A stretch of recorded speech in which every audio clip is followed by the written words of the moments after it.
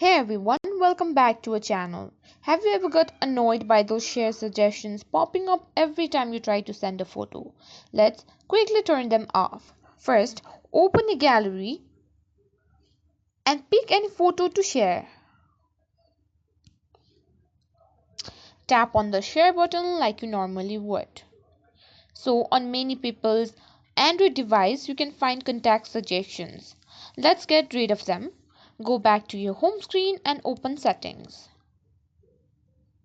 Scroll down to Advanced Features or search for Device Connections, depending on your device model.